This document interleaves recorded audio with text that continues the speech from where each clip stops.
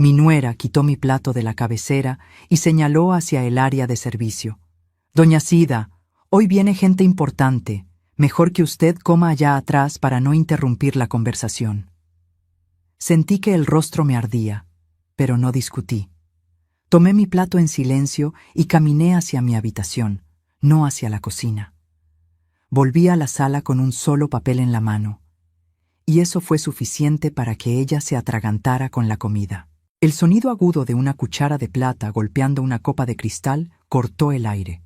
Fue un sonido seco, autoritario, que silenció de golpe las risas forzadas de los hombres trajeados sentados a mi mesa. El comedor, que tantas veces se llenó con el olor a mole y las risas de mi difunto esposo Antonio, ahora olía a perfumes caros y a la soberbia de gente que no conoce el valor del trabajo. Verónica, mi nuera, se puso de pie. Llevaba ese vestido rojo sangre que compró con la tarjeta de crédito de mi hijo, y una sonrisa que no le llegaba a los ojos. Me miró como quien mira una mancha de grasa en un mantel de lino. Yo estaba allí, de pie, con la bandeja de plata pesándome en las manos, sintiendo cómo mis 72 años me cobraban factura en la espalda baja. «Perdón por la interrupción, caballeros», dijo ella, con esa voz dulzona que usaba cuando quería clavar un puñal. «Sida, por favor, retira los platos de la entrada. Ah, y una cosa más». Hizo una pausa teatral, asegurándose de que los 3 inversionistas la escucharan bien. «No pongas un lugar para ti en la mesa. Hoy necesitamos privacidad para hablar de negocios de gente grande. Prepara tu plato en la cocina, querida». Sentí como si me hubieran dado una bofetada con la mano abierta. Mi corazón dio un vuelco doloroso en el pecho. Mis ojos buscaron desesperadamente a Renato, mi hijo, mi sangre, el niño que yo cargué en mi rebozo mientras vendía tamales para pagarle la escuela. Pero mi Renato bajó la mirada. Se acomodó el nudo de la corbata, fingiendo estar muy interesado en el diseño de su servilleta. No dijo nada, ni una palabra para defender a la madre que le dio la vida y el techo bajo el que dormía. Su silencio me dolió más que el veneno de su esposa. «Antes de contarte qué hice, necesito pedirte algo. Si alguna vez has sentido el frío de la ingratitud, si alguna vez te han hecho sentir pequeña en tu propio hogar, te pido que te suscribas al canal ahora mismo. No dejes que estas historias se pierdan. Dale al botón de suscribirse y a la campanita, porque lo que vas a escuchar hoy es la prueba de que la dignidad no tiene edad». Regresando a ese momento, la humillación me quemaba las mejillas.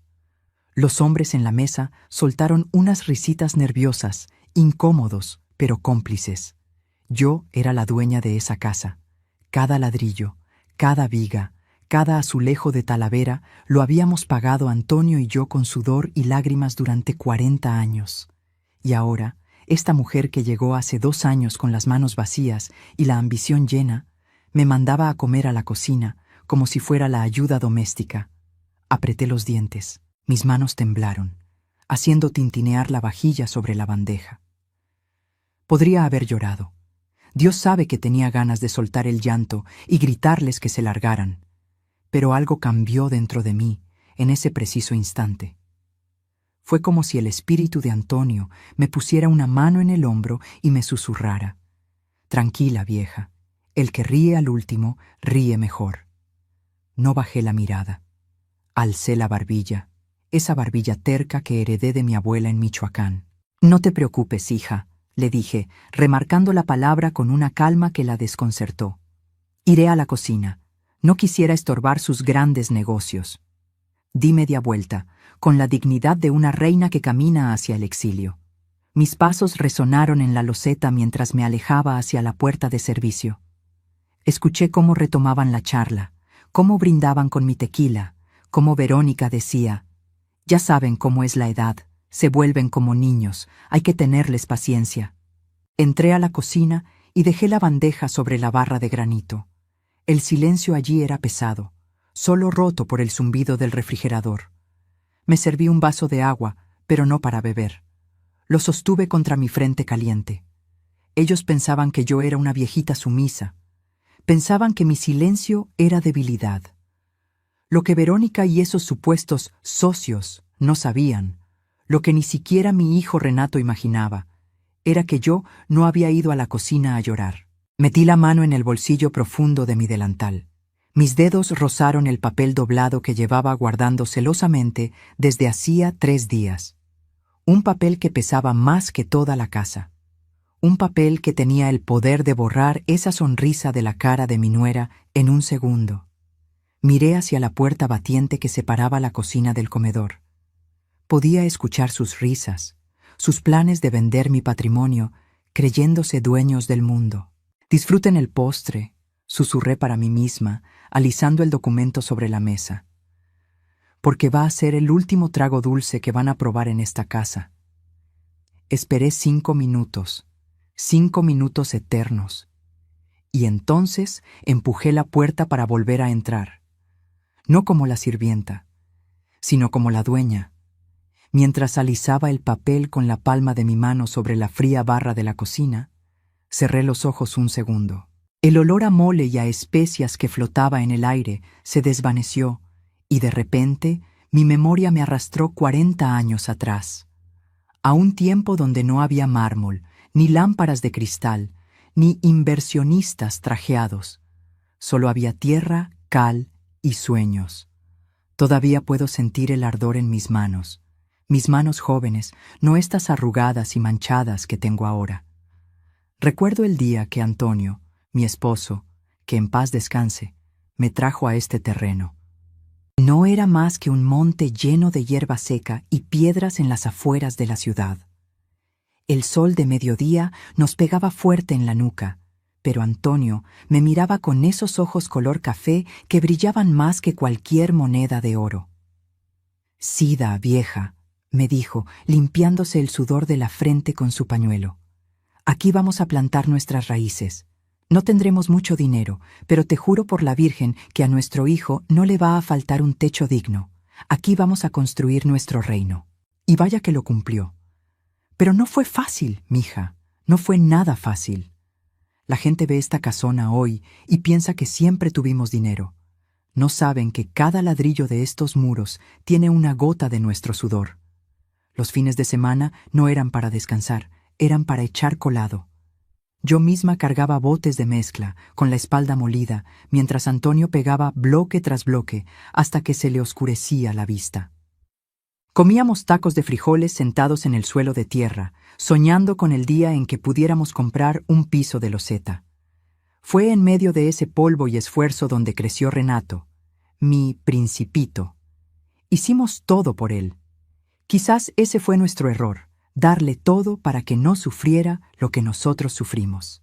Mientras yo me quedaba despierta hasta la madrugada cosiendo ajeno para pagar los materiales, Renato dormía tranquilo, protegido del frío. Queríamos que fuera un hombre de bien, un licenciado, alguien que no tuviera que romperse las manos como su padre.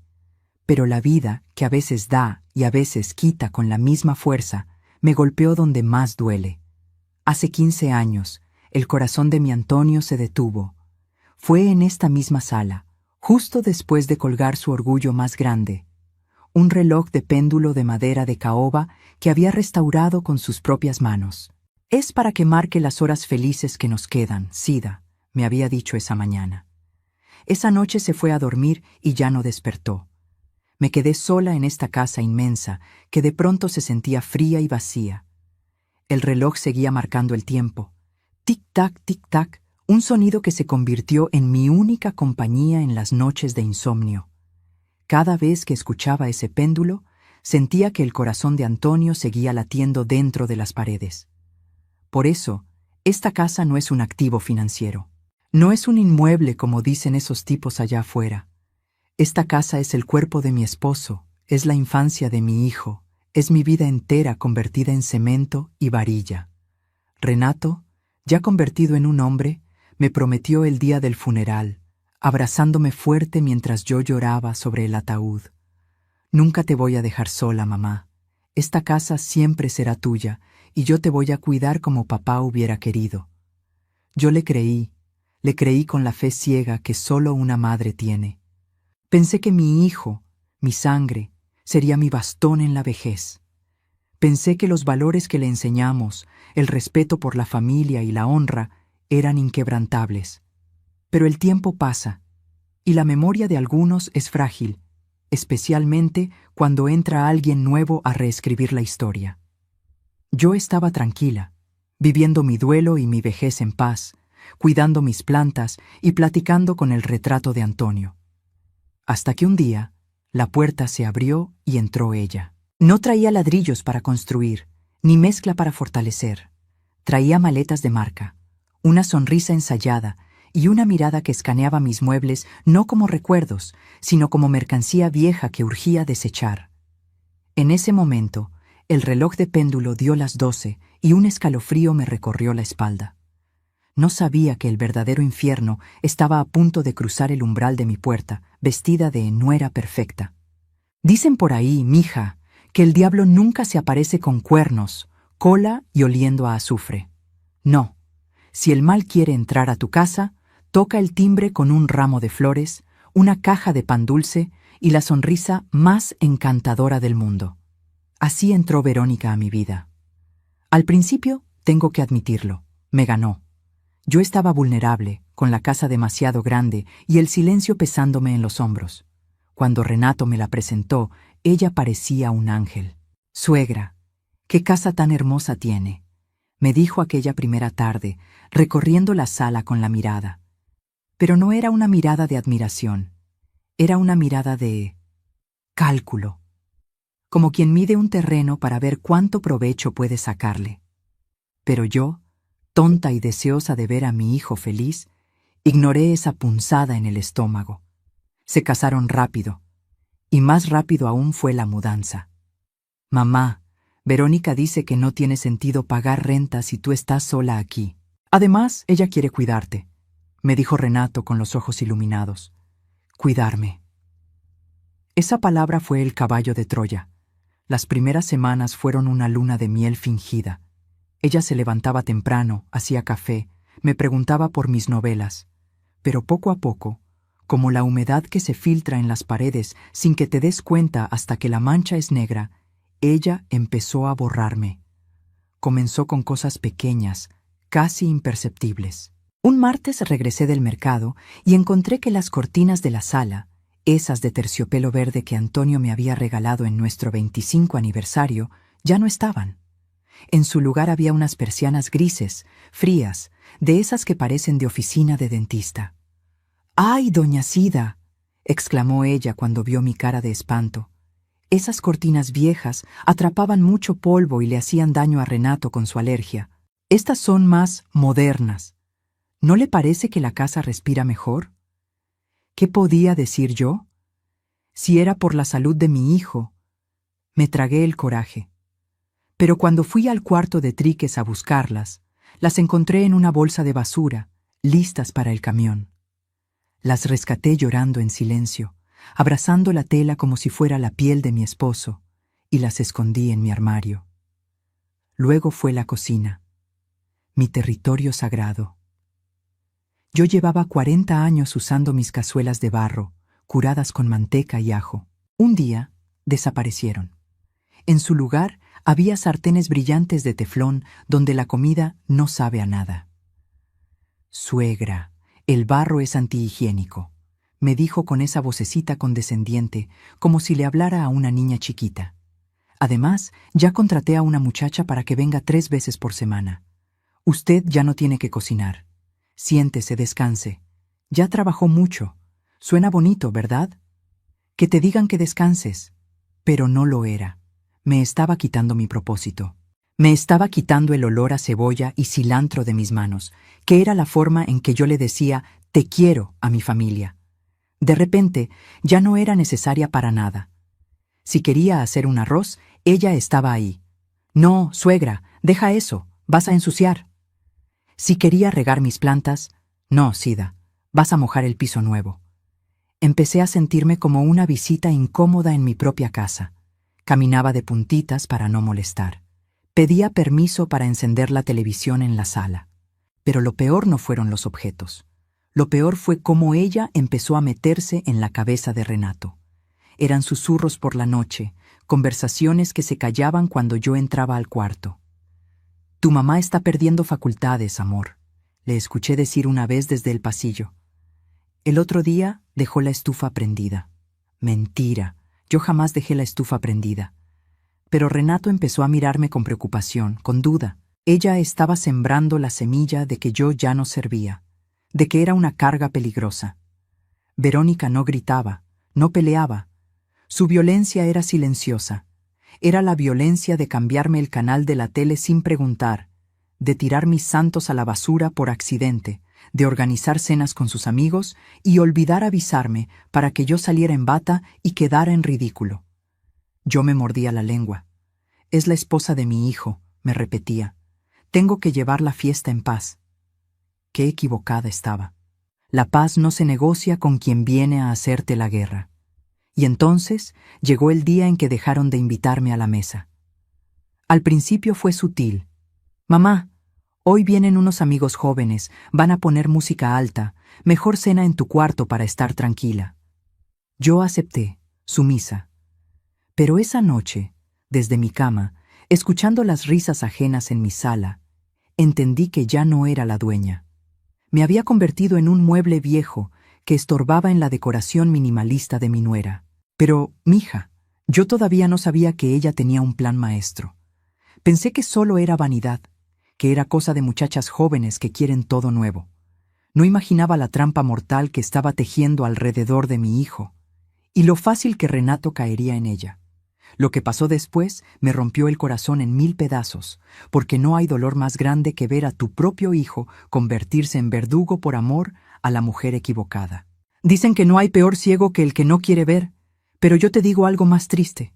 No hay ciego más grande que un hijo enamorado de la mujer equivocada. Perder el control de mi cocina fue duro, pero perder a Renato, eso fue como si me arrancaran la piel a tiras, despacito. El cambio en él no fue de un día para otro. Fue una metamorfosis lenta y dolorosa. Mi hijo, ese muchacho que solía llegar del trabajo gritando «Ya llegó el guapo, mamá», y me daba un beso tronado en la frente, empezó a desvanecerse. En su lugar apareció un hombre huraño, ojeroso, que siempre estaba mirando el celular o asintiendo como un muñeco de resorte a todo lo que decía Verónica. Lo noté primero en los detalles. Antes, los domingos eran sagrados. Nos sentábamos a ver el fútbol o a platicar. Ahora, si yo me acercaba, él se ponía tenso. «Mamá, ¿no tienes nada que hacer en tu cuarto? Estamos platicando cosas de pareja», me decía, sin siquiera mirarme a los ojos. Pero el golpe real llegó una tarde de lluvia. Yo había notado a Renato pálido, con esa tos seca que le da cuando cambian los tiempos.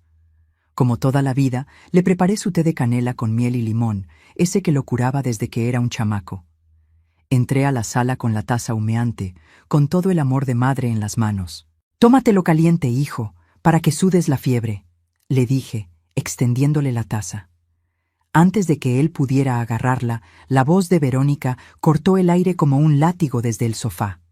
«Ay, Sida, por favor, ya no estamos en el rancho. Esos remedios caseros son pura azúcar y superstición. Renato ya se tomó las pastillas importadas que le compré». Renato se quedó con la mano a medio camino. Me miró a mí, miró la taza, miró a su esposa y retiró la mano. «Gracias, mamá, pero Verónica tiene razón. Mejor llévatelo. Además», hizo una mueca arrugando la nariz, «huele muy fuerte». Me quedé helada. No era el té lo que le molestaba, era yo. Esa misma noche escuché la discusión. Bueno, no era una discusión, era un monólogo. Verónica hablaba y Renato solo repetía. «Es que huele a viejo, Renato. Toda la casa huele a guardado, a naftalina, a cosa antigua. Tu mamá se pasea por aquí como un fantasma con esa ropa pasada de moda. Me deprime. Me quita la energía creativa».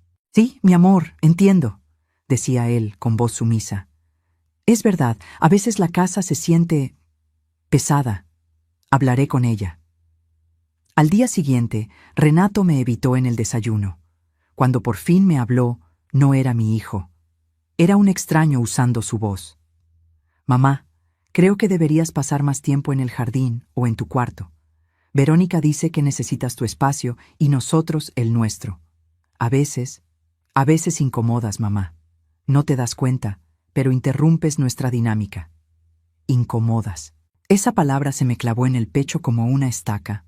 Yo, que le limpié los pañales, que trabajé turnos dobles para pagarle la universidad, que velé sus sueños.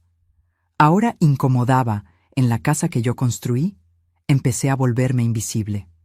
Si yo entraba a una habitación, ellos callaban. Si yo opinaba sobre algo, me ignoraban como si fuera el zumbido de una mosca. Dejé de ser doña Sida, la matriarca, para convertirme en ella. ¿Ya comió ella? ¿Dónde pusiste las pastillas de ella? Me sentía como un mueble viejo arrumbado en una esquina, de esos que estorban, pero que nadie se anima a tirar todavía. Lloraba en silencio frente al espejo, tocándome la cara, preguntándome en qué momento me volví tan desagradable para mi propia sangre. Pero el dolor te ciega, mija. Y mientras yo estaba ocupada lamiéndome las heridas del corazón, no vi que ellos estaban afilando el cuchillo para dar el golpe final. Porque cuando logras que un hijo desprecie a su madre, ya no hay barrera moral que lo detenga. Ya le has quitado la culpa. Una noche, Renato entró a mi cuarto. No me miró a los ojos. Traía una carpeta en la mano y sudaba frío. Verónica esperaba en el marco de la puerta, vigilando como un buitre. «Mamá», dijo él con la voz temblorosa, «tenemos que hablar de tu futuro. Es por tu bien». En ese momento supe que el desprecio era solo la anestesia. La operación para extirparme de mi propia vida estaba a punto de comenzar. Y yo, tonta de mí, todavía creía que mi hijo tenía salvación. Si algo me enseñó la vida, mija, es que cuando la gente mala de repente se vuelve buena, tienes que correr. O por lo menos ponerte los lentes y leer la letra chiquita. Sucedió un domingo por la tarde. Un domingo gris y lluvioso, de esos que te dan ganas de quedarte en la cama tapada hasta la nariz. Yo estaba en mi cuarto, rezando mi rosario, cuando tocaron a la puerta. No era el toque brusco de siempre. Eran 3 golpecitos suaves, casi cariñosos. Entró Verónica trayendo una bandeja con té de manzanilla y un plato con conchas de vainilla, mis favoritas. Detrás de ella venía Renato, con una carpeta de piel bajo el brazo y esa cara de perro regañado que se le había quedado pegada últimamente. «Suegra querida», dijo ella, dejando la bandeja en mi mesita de noche con una delicadeza que me puso los pelos de punta. «Le trajimos una merienda. Queremos platicar con usted, como familia». Me senté en la orilla de la cama. Mi corazón empezó a latir rápido, como un tambor de guerra avisando peligro. «¿Qué pasa?», pregunté mirando a mi hijo. Renato se aclaró la garganta. Evitaba mirarme a los ojos. «Mamá, Verónica y yo hemos estado pensando. Te vemos cansada. Ya no estás en edad de preocuparte por pagar la luz, el predial, ir al banco a hacer filas eternas. Tú mereces descansar. Mereces disfrutar tus últimos años sin cargas». «Exacto, doña Sida», interrumpió Verónica, sentándose a mi lado y tomándome la mano. Sus manos estaban frías, siempre estaban frías. «Queremos quitarte ese peso de encima. Nosotros nos encargaremos de toda la administración de la casa y de tus cuentas. Solo tienes que firmar un papelito, un simple trámite administrativo para que Renato pueda representarte y tú no tengas que salir de casa». Abrió la carpeta. El papel se veía muy formal, lleno de sellos y palabras rimbombantes. «Es un poder de pleitos y cobranzas, mamá», dijo Renato, pasándome una pluma cara. «Solo firma aquí, donde está la crucecita.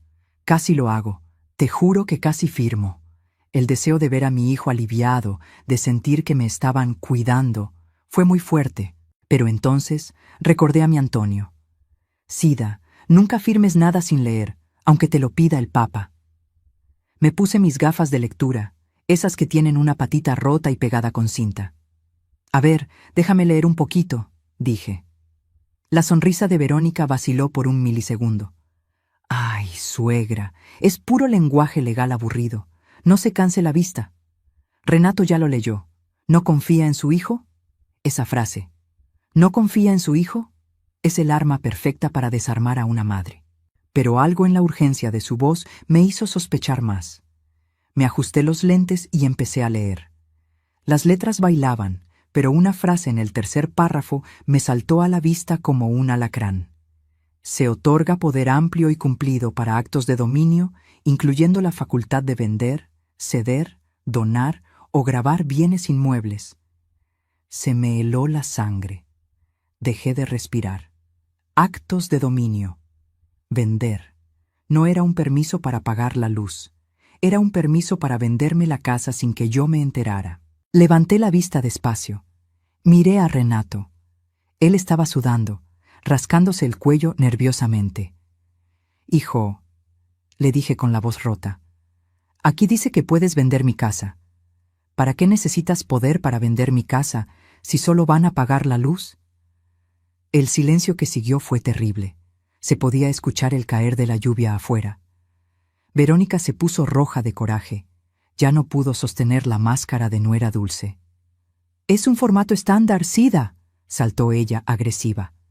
«Todos los poderes vienen así». ¡Qué barbaridad! ¡Qué desconfianza! Uno queriendo ayudarla para que no termine sus días haciendo filas como una tonta. Y así nos paga. «Renato, dile algo». Renato se puso de pie, ofendido o fingiendo estarlo para tapar su vergüenza. «Mamá, me insultas. ¿Crees que te voy a robar? Soy tu hijo. Solo queremos facilitar las cosas por si te enfermas de la cabeza o algo. Es prevención». «Pues mientras tenga la cabeza buena, yo firmo mis papeles», dije, cerrando la carpeta y devolviéndosela. Me temblaban las manos, pero mi voz salió firme. «Me duele la cabeza. Llévense el té, por favor». Salieron del cuarto azotando la puerta.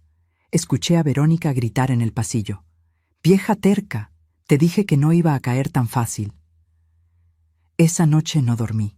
Puse una silla trabando la perilla de mi puerta. Me di cuenta de que ya no estaba segura en mi propia casa.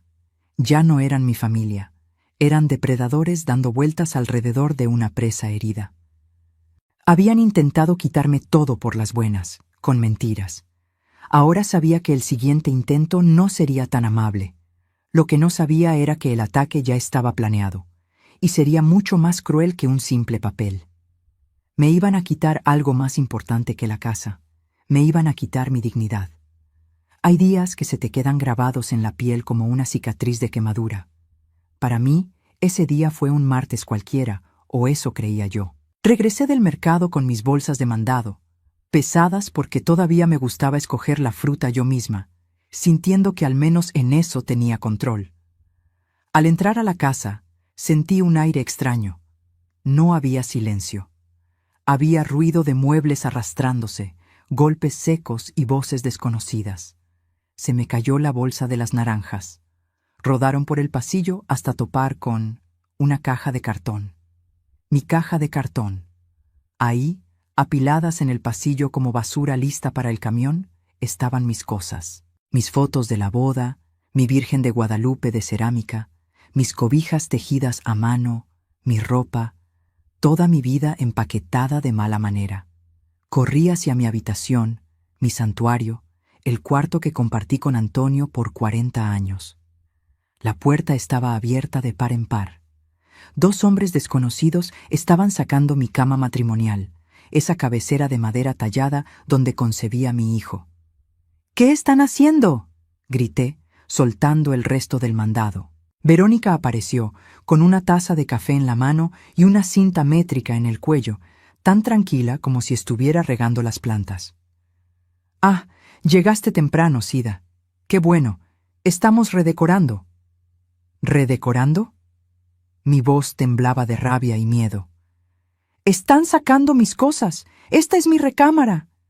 «Era», corrigió ella sin mirarme, anotando algo en una libreta. «Mira, Sida, necesito este espacio. La luz aquí es perfecta para mi nuevo estudio de diseño. Tú ya no necesitas tanto espacio, solo duermes y rezas. Es un desperdicio de metros cuadrados». Busqué a Renato con la mirada. Estaba en la esquina, fingiendo revisar unos cables. «¡Renato!», le supliqué. «Dile algo. Es la cama de tu padre». Él se giró, rojo de vergüenza, pero con esa frialdad nueva que había aprendido de ella. Mamá, por favor, no hagas drama. Verónica necesita trabajar para mantenernos. Hemos acondicionado el cuarto de atrás para ti. Es más, acogedor. Estarás más tranquila, sin ruidos de la calle. El cuarto de atrás. Sentí que el piso se abría. Se referían al cuarto de servicio. Ese cuartito minúsculo junto a la lavandería y el patio de tender, donde guardábamos las escobas, los botes de pintura vieja y las decoraciones de Navidad.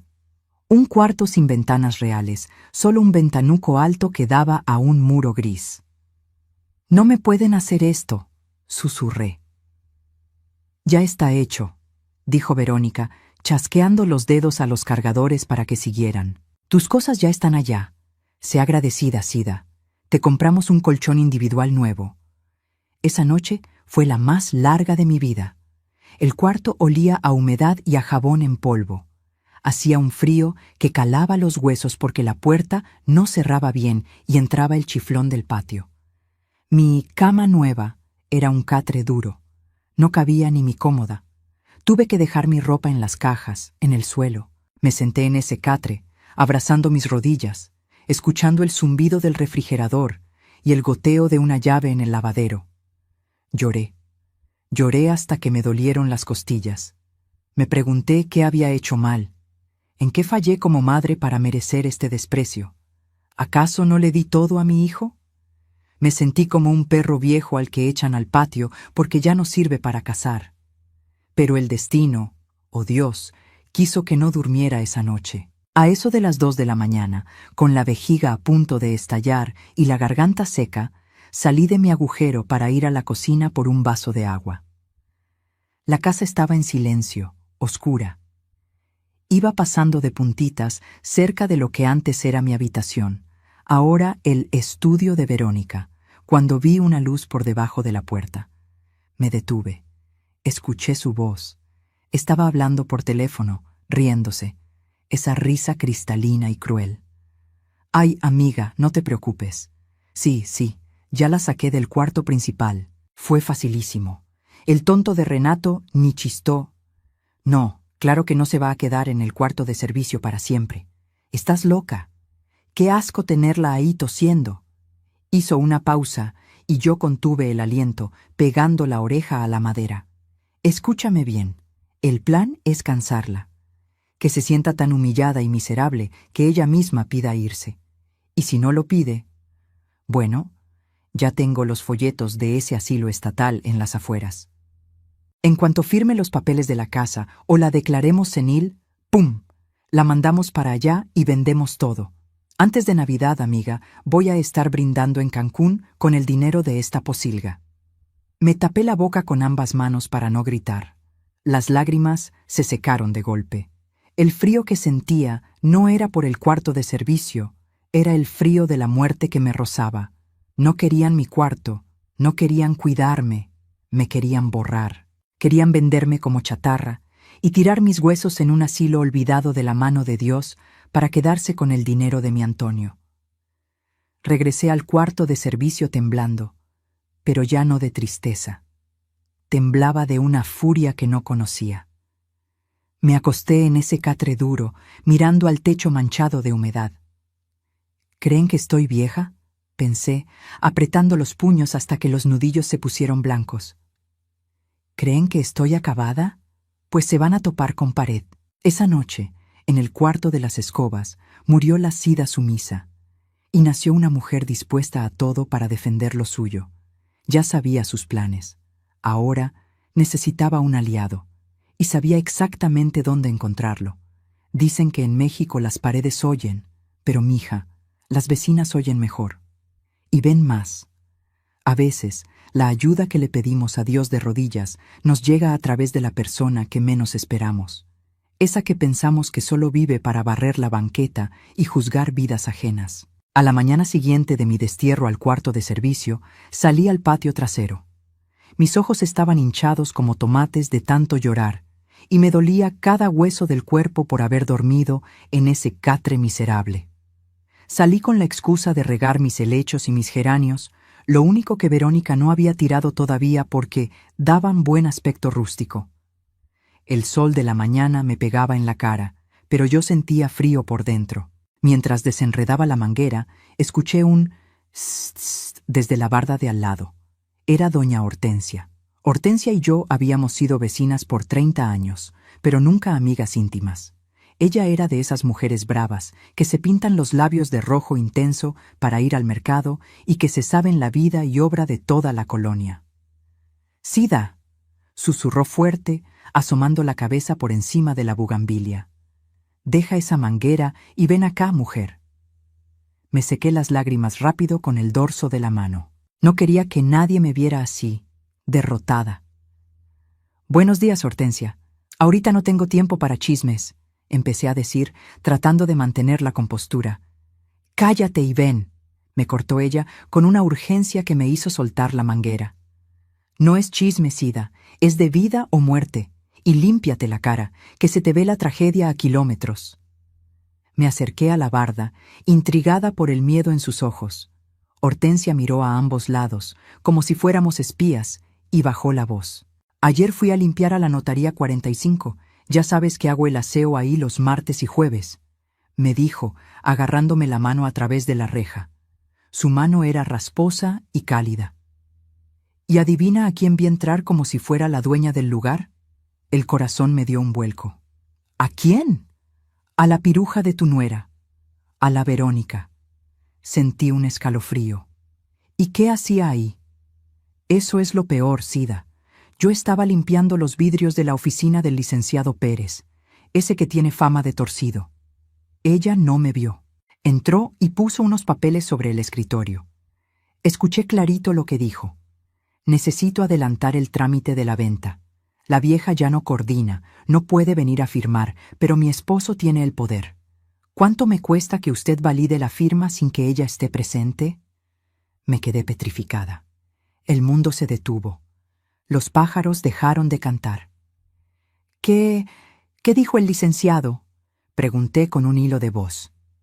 «El licenciado se puso nervioso», continuó Hortensia, apretándome la mano. «Le dijo que eso era muy arriesgado, que necesitaba al menos una huella digital tuya o un certificado médico de incapacidad mental». ¿Y ella? Hortensia hizo una mueca de asco. Ella se rió y dijo: «Del certificado médico me encargo yo. Tengo un amigo psiquiatra que me debe un favor. Usted solo prepare la escritura para la venta». Me tuve que agarrar de la reja para no caerme. Las piernas me fallaron. No solo querían robarme, querían declararme loca. Querían encerrarme con un diagnóstico falso para justificar la venta de mi patrimonio. Era un plan macabro, de una maldad que yo no creía posible en un ser humano.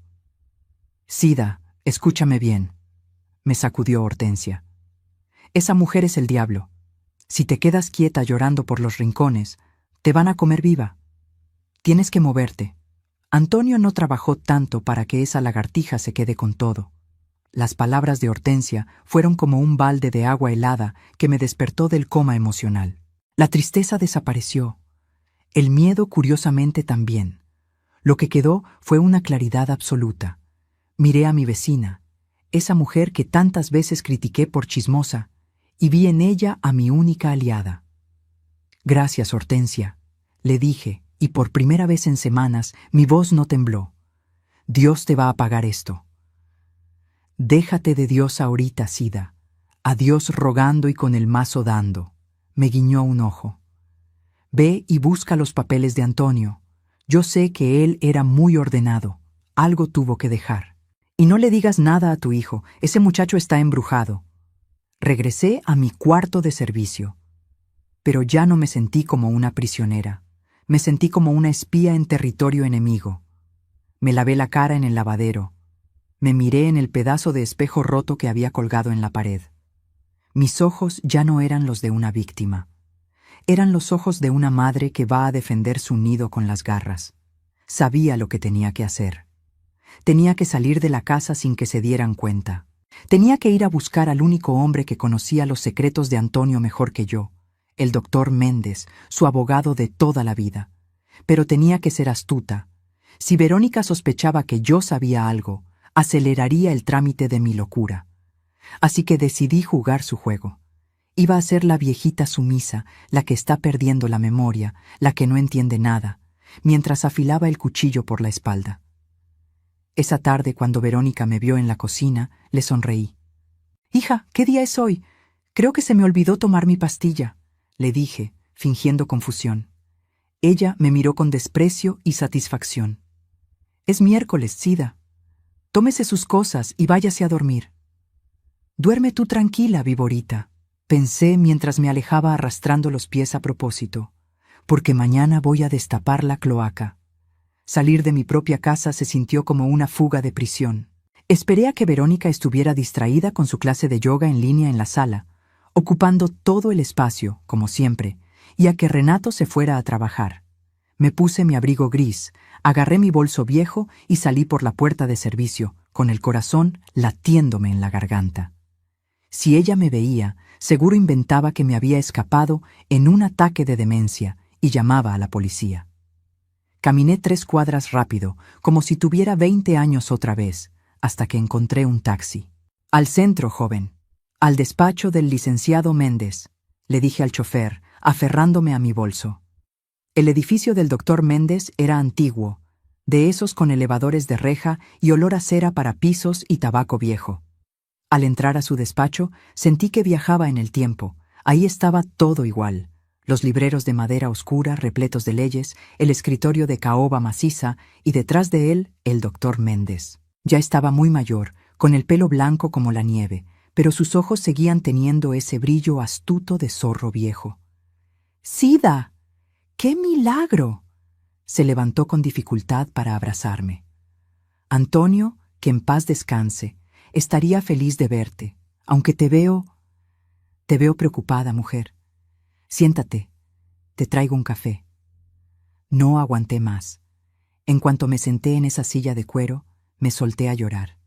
Le conté todo. Sin vergüenza, le conté del cuarto de servicio, del desprecio de Renato, de la crueldad de Verónica y de lo que Hortensia había escuchado en la notaría. «Me quieren declarar loca, Méndez», le dije, sorbiendo los mocos con un pañuelo. «Quieren vender la casa y tirarme en un asilo. Dicen que Antonio no dejó nada escrito, que todo es de Renato». El doctor Méndez dejó su taza de café sobre la mesa con un golpe seco. Su cara se endureció. No dijo nada. Se levantó, caminó hacia una caja fuerte antigua que tenía en la esquina, giró la combinación y sacó una carpeta azul, gruesa y polvorienta.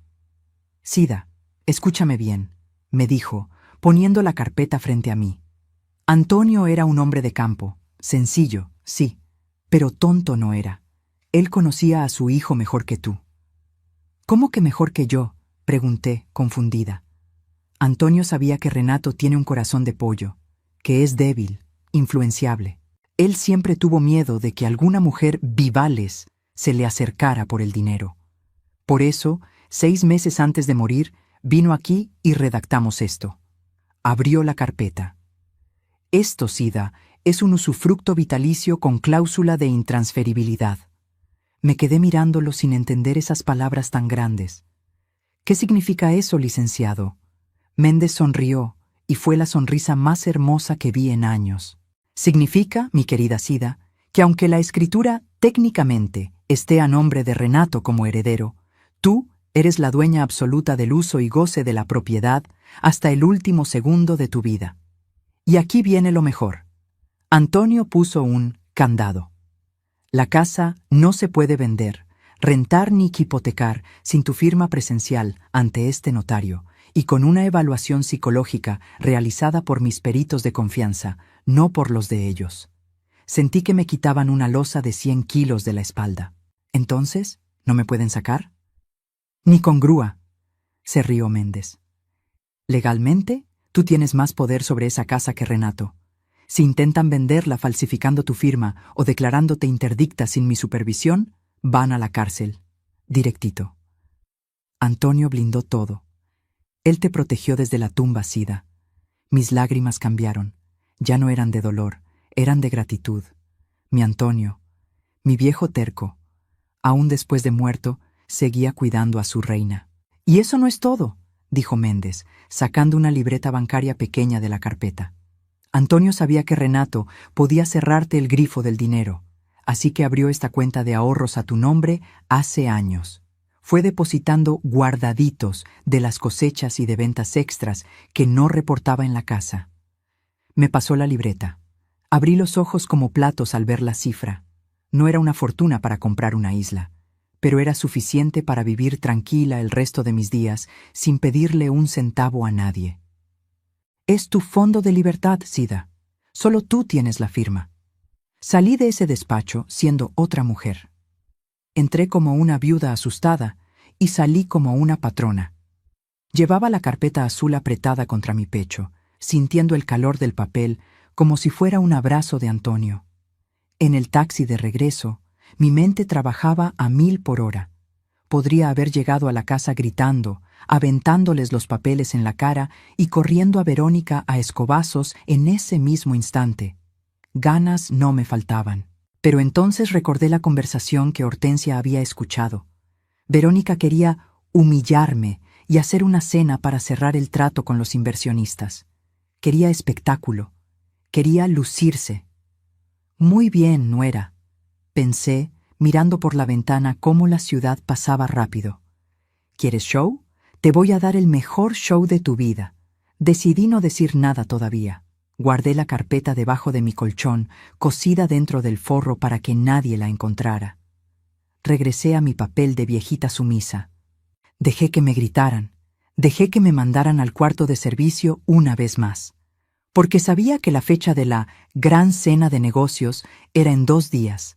Y yo ya tenía mi entrada VIP.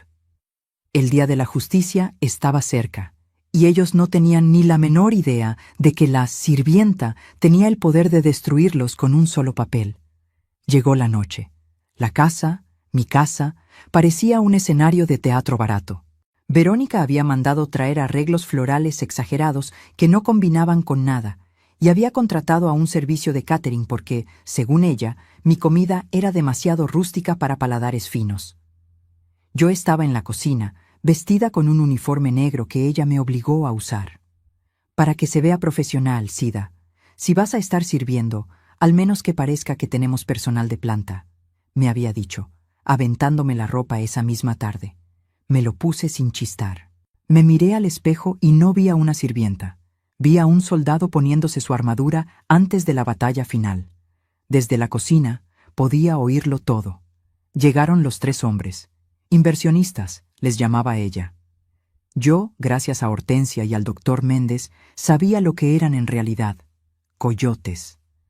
Tiburones inmobiliarios de esos que compran propiedades en litigio o con dueños ancianos por centavos para luego revenderlas y lavar dinero.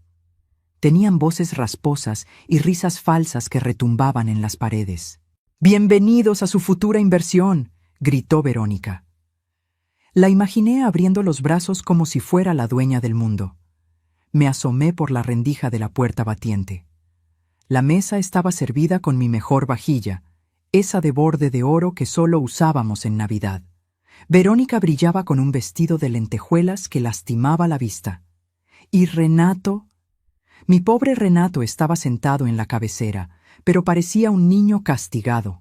Bebía whisky como si fuera agua, con la corbata desajustada y la mirada perdida en el fondo del vaso. Se le notaba la culpa en cada poro, pero el miedo a su mujer era más grande que su conciencia. «La ubicación es privilegiada», decía Verónica, sirviendo vino. «Y lo mejor es que el traspaso es inmediato. Mi suegra, bueno, ya saben, la pobre ya no está en sus cabales. Es un trámite de caridad, en realidad, para poder pagarle un lugar especializado donde la cuiden». Uno de los hombres, un tipo gordo con anillos de oro en cada dedo, se rió con la boca llena. «Entendemos, señora. Es una carga pesada. Pero no se preocupe, nosotros nos encargamos de limpiar la propiedad rápido. Mañana mismo podemos firmar la promesa de compra-venta ante mi notario. Trajimos los papeles listos y el anticipo en efectivo. Mi corazón latía fuerte, pero no de miedo. Latía con la fuerza de la indignación. Estaban vendiendo mi vida, mis recuerdos, mi esfuerzo, como si fuera un pedazo de carne podrida. Verónica tocó una campanita de cristal. Tin, tin, tin. Era la señal. Mi señal para salir a servirles, para ser humillada una última vez frente a los extraños. Respiré hondo. Me encomendé a la Virgen y a Antonio. Ahí voy, mi amor, susurré al aire.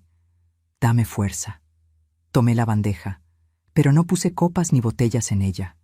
En su lugar, coloqué la carpeta azul del doctor Méndez. La acomodé bien centrada, como si fuera el platillo principal más exquisito del mundo. Empujé la puerta de la cocina. El ruido de las conversaciones cesó poco a poco al verme entrar. No entré con la cabeza baja. No entré arrastrando los pies. Entré caminando derecho, con la barbilla en alto, mirando fijamente a Verónica. «¡Ah, al fin!», exclamó ella, molesta por mi demora. «Sida, sírvele más vino al señor. Y luego retírate, por favor. Tu presencia distrae». Caminé hasta la cabecera de la mesa, donde estaba Renato. Él me miró con ojos vidriosos, llenos de terror. «Mamá», susurró. Ignoré a mi hijo. Caminé hacia el hombre gordo, el líder de la manada, y con un movimiento seco dejé caer la carpeta sobre su plato de porcelana. Plaf. El sonido resonó en todo el comedor.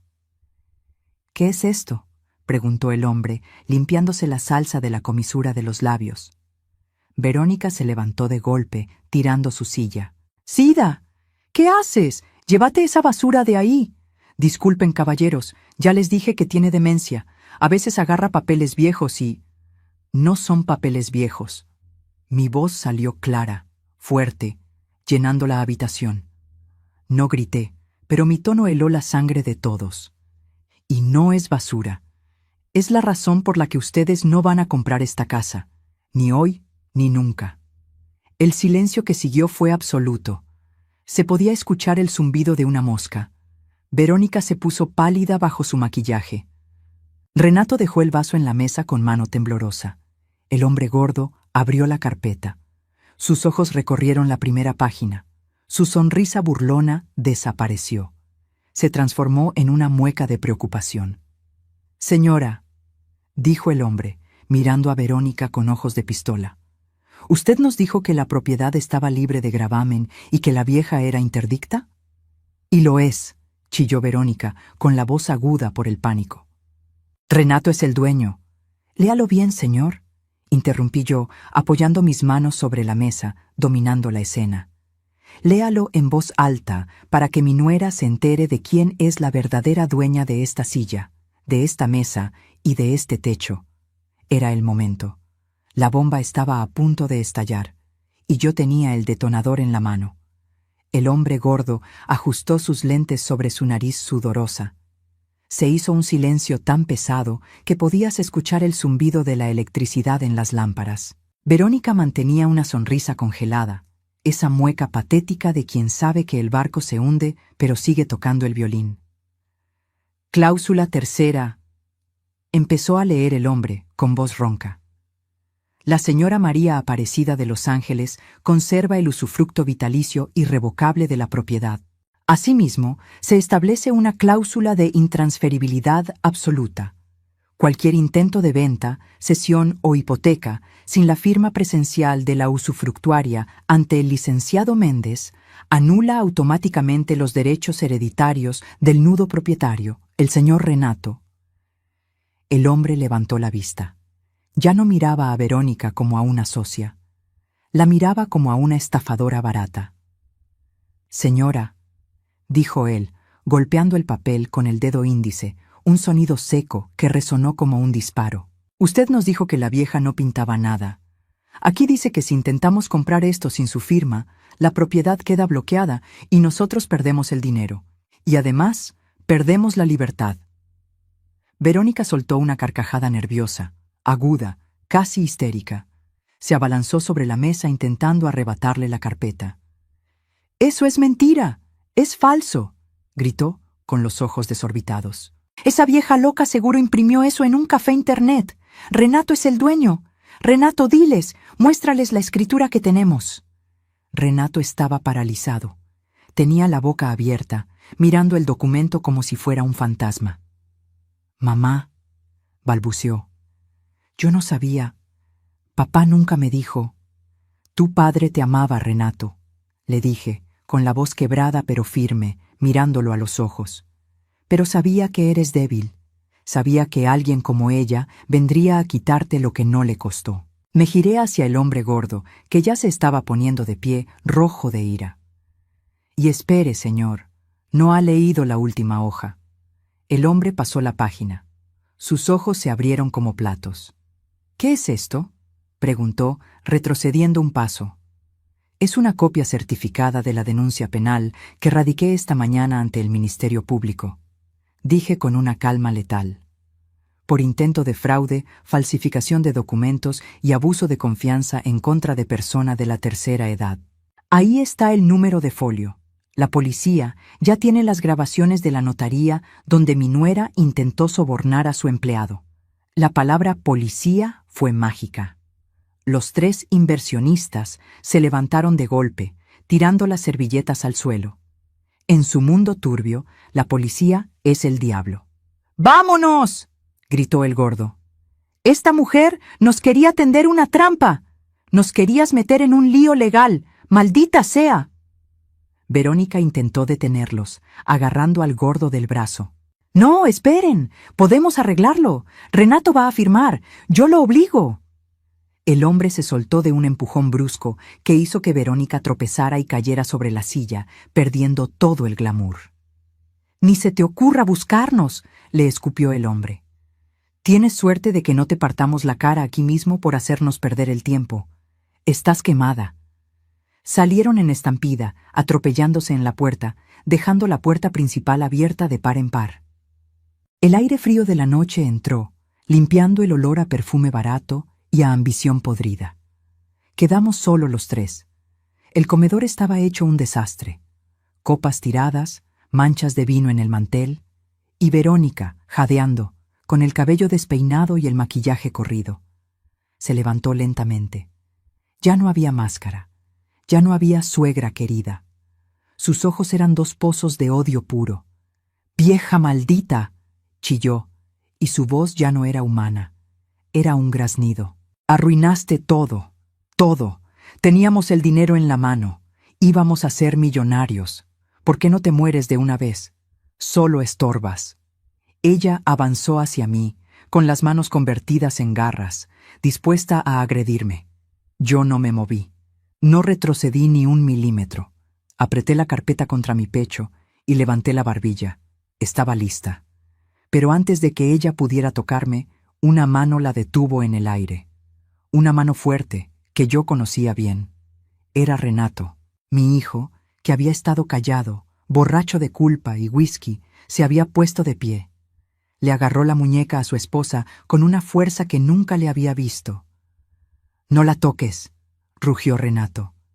El grito retumbó en las paredes de la casa. Fue un grito que llevaba años atorado en su garganta. Verónica se quedó helada, mirándolo con incredulidad. «¿Qué?», susurró ella. «¿La defiendes a ella? ¿A esta momia que nos quitó el futuro?» «No, Verónica», dijo Renato, y vi lágrimas correr por sus mejillas. «Ella no nos quitó el futuro. Ella acaba de salvarme de ir a la cárcel por tu culpa». El silencio volvió, pero esta vez era el silencio del final. La verdad estaba sobre la mesa, tan clara y brutal como el documento que yo había traído. El teatrito se había caído, y ahora tocaba pagar la cuenta. Renato soltó la muñeca de Verónica con un empujón, como si le quemara la piel. Ella se tambaleó hacia atrás, sobándose el brazo, mirándolo con una mezcla de sorpresa y asco. Por primera vez en 2 años, el perrito faldero había mordido la mano de su dueña. El comedor quedó en un silencio sepulcral. Yo seguía de pie, abrazando mi carpeta azul, sintiendo cómo me temblaban las piernas por la adrenalina. Sabía que este era el momento decisivo. No bastaba con haber espantado a los ladrones. Tenía que salvar a mi hijo de la verdadera ladrona, la que dormía en su cama. «¿Te atreves a tocarme?», siseó Verónica, con los ojos inyectados en sangre. «¿A mí? ¿Después de todo lo que he hecho por ti? Eres un poco hombre, Renato. Un miedoso que necesita esconderse detrás de las faldas de su mamá». Renato bajó la cabeza, apretando los puños. La vergüenza lo estaba consumiendo. Di un paso al frente. Ya no era la sirvienta, era la matriarca. «Renato, mírame», ordené. Mi voz salió ronca, pero con la autoridad de quien ha parido y criado. «Levanta la cabeza, carajo». Él me miró. Tenía los ojos rojos, hinchados de alcohol y llanto contenido. Vi en él al niño que se raspaba las rodillas y venía a buscar consuelo, pero también vi a un hombre roto que había perdido el rumbo. «Hijo», le dije, suavizando un poco el tono, pero sin perder firmeza. «Tu padre y yo no nos partimos el lomo construyendo esta casa para que tú vivas arrodillado. No te dimos educación para que te dejes manipular por una mujer que solo quiere tu firma, no tu corazón». Verónica soltó una risotada cruel. «Ay, por favor, deja el drama de telenovela, vieja ridícula. Renato me ama. Él sabe que lo que hacíamos era lo mejor para todos. Para no vivir en esta posilga vieja. Renato, vámonos al cuarto. Deja que ella se calme. Mañana arreglamos esto con el abogado». Renato miró a Verónica. Luego miró las paredes de la casa. Miró el lugar vacío donde solía estar el reloj de su padre. Y finalmente me miró a mí. Fue como si se le cayera la venda de los ojos. Por primera vez vio la maldad pura en el rostro de su esposa. Vio el desprecio. «Mamá tiene razón», dijo Renato con voz baja. «¿Qué dijiste?», preguntó Verónica, desafiante. «Dije que mi madre tiene razón», repitió él, y esta vez su voz sonó fuerte, resonando en el techo alto. «Me has humillado. Has tratado a mi madre como a un perro. Has intentado robar la herencia de mi padre. Y yo te dejé hacerlo». Se le quebró la voz. «Me convertí en una basura por complacerte. Yo sentí un nudo en la garganta. Ese era mi hijo. Ese era la sangre de Antonio. Renato, no digas tonterías». Verónica intentó acercarse, cambiando la táctica a la seducción, poniéndole una mano en el pecho. «Estás borracho, mi amor. Estás estresado. Ven, vamos a descansar». Renato le quitó la mano con asco. «No, se acabó, Verónica». «¿Cómo que se acabó?». «Que te largues», dijo él. Las palabras cayeron como piedras. «Sal de mi casa, sal de mi vida, ahora mismo». Verónica se quedó paralizada. Su rostro pasó de la burla al pánico real. Miró alrededor, buscando apoyo, pero solo encontró mi mirada de acero. «No puedes echarme. Soy tu esposa. Tengo derechos». «Tienes derecho a irte por las buenas o a que llame a la patrulla y le entregue a los oficiales la denuncia que mi mamá tiene en esa carpeta», respondió Renato, señalando mis papeles. «Tú decides. ¿Divorcio o cárcel?». El odio que cruzó por la cara de Verónica fue terrorífico. Se dio cuenta de que había perdido. Su inversión se había ido al diablo.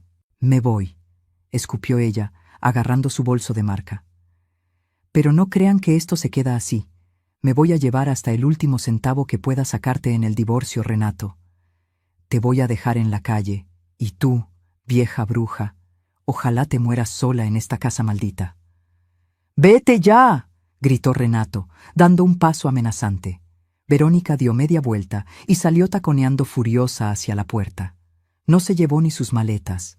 Salió huyendo como la cobarde que era. Escuchamos el portón principal azotarse con violencia, un sonido seco que retumbó como un disparo final. Luego, el rechinar de llantas de su coche alejándose a toda velocidad. Y entonces, el silencio volvió. Pero ya no era un silencio pesado. Era un silencio limpio. Renato se quedó de pie en medio de la sala, temblando. De repente, las piernas le fallaron y cayó de rodillas al suelo, rompiendo en un llanto desgarrador. No era el llanto de un niño, era el llanto de un hombre que se da cuenta del daño irreparable que ha causado. «Perdóname, mamá. Perdóname, por Dios», sollozaba, tapándose la cara con las manos. «Soy un maldito. ¿Cómo pude hacerte esto?». Dejé la carpeta en la mesa. Me acerqué a él despacio. Me dolía verlo así, destruido, pero sabía que ese dolor era necesario. Era el dolor de la herida que se limpia para poder sanar. Me arrodillé a su lado, ignorando el dolor de mis huesos viejos, y lo abracé. Lo abracé como cuando tenía 5 años y le daba miedo la oscuridad. «Aquí estoy, hijo», le susurré al oído, mientras él empapaba mi hombro con sus lágrimas. «Aquí estoy». La pesadilla ya terminó. Ya se fue la oscuridad. Nos quedamos así mucho tiempo, madre e hijo, en el suelo de la casa que casi perdemos, reconstruyendo con lágrimas lo que la ambición había roto. Pero yo sabía que el camino apenas empezaba. Echar a la víbora fue la parte fácil. Ahora tocaba sacar el veneno que había dejado en el alma de mi hijo. Dicen que después de la tormenta viene la calma, pero en mi casa, después de que Verónica salió huyendo, lo que vino fue una limpieza profunda. Y no hablo solo de trapear pisos, mija. Al día siguiente, Renato cambió todas las cerraduras. Verónica intentó pelear, claro. Mandó abogados, amenazó con demandas por daño moral y exigió la mitad de la casa. Pero el doctor Méndez es un perro viejo que no ladra en vano. Con la denuncia penal que teníamos y el testimonio de Hortensia sobre el intento de soborno en la notaría, sus abogados le aconsejaron desaparecer si no quería terminar tras las rejas. Se fue. Se esfumó como el humo negro de una vela que se apaga, llevándose su ambición a otra parte. Pero reconstruirlo de adentro fue más difícil que cambiar una chapa. Renato pasó meses durmiendo en el sofá, avergonzado. Trabajó doble turno para pagar las deudas que ella le había dejado en las tarjetas. Yo lo veía llegar cansado, con las manos sucias de grasa o polvo, pero con la mirada limpia. Ya no era el licenciado pretencioso que se avergonzaba de su madre. Volvía a ser mi hijo, el que sabe que el honor vale más que el dinero. Poco a poco, mi casa volvió a ser mía. Saqué las persianas grises de oficina y volví a colgar mis cortinas. Saqué los muebles minimalistas incómodos y recuperé mis sillones viejos pero suaves. Y lo más importante, la cocina volvió a oler a café de olla y a mole poblano, no a comida de plástico. Un domingo por la mañana, escuché un ruido en la sala. Fui a ver, y ahí estaba Renato, subido en una escalera, con un taladro en la mano. A sus pies descansaba el viejo reloj de péndulo de Antonio, que habíamos rescatado del cuarto de los triques, donde ella lo había aventado. Renato me miró, con los ojos brillosos. «Mamá, ¿ahí está bien? ¿O un poquito más a la izquierda?» Sentí un nudo en la garganta. «Un poquito más a la izquierda, hijo, justo donde lo puso tu papá hace 40 años. Cuando colgó el reloj y le dio cuerda, el sonido llenó la casa. Tic-tac, tic-tac. Fue como si el corazón de Antonio volviera a latir entre nosotros. El alma de la casa había regresado. Esa tarde, a la hora de la comida, la escena fue muy distinta a aquella noche terrible con los inversionistas. Puse la mesa. Saqué el mantel bordado. Renato trajo la sopera humeante desde la cocina. Yo iba a sentarme en mi silla de siempre, a un lado, pero Renato me detuvo suavemente. «No, mamá», dijo él con voz firme, «ese no es tu lugar». Me tomó del brazo y me llevó a la cabecera, a la silla principal, el lugar donde se sentaba el patrón, el lugar de honor. «Esta es tu casa, doña Sida», me dijo, dándome un beso en la frente. «Y tú eres la que manda aquí. Yo solo soy el invitado que tiene la suerte de ser tu hijo». Me senté en la cabecera. Miré a mi hijo sirviéndome el primer plato, con respeto, con amor. Miré alrededor. Mis plantas estaban verdes, mi virgen estaba en su nicho, y el reloj marcaba las horas de una nueva vida. Había recuperado mi casa, sí. Pero lo más importante es que había recuperado mi dignidad. Aprendí, a la mala, que el amor de madre es infinito, pero no puede ser ciego, que a veces, para salvar a tus hijos, tienes que dejar de consentirlos y empezar a defenderte. El papel del doctor Méndez sigue guardado bajo mi colchón, por si las dudas, pero creo que ya no lo voy a necesitar, porque ahora sé que el verdadero blindaje no es una firma en un documento. El verdadero blindaje es no permitir nunca más que nadie te haga sentir pequeña en el castillo que tú misma construiste. Familia no es solo la que lleva tu sangre, sino la que respeta tu suelo. Nunca, por mucho amor que tengas, entregues las llaves de tu vida a quien no valora tu esfuerzo. La vejez no es sinónimo de debilidad, es sinónimo de experiencia. Y ay de aquel que despierte la furia de una madre que defiende su nido. Si esta historia te hizo hervir la sangre o te sacó una lágrima, no te quedes callada. Quiero leerte en los comentarios. ¿Qué hubieras hecho tú en mi lugar?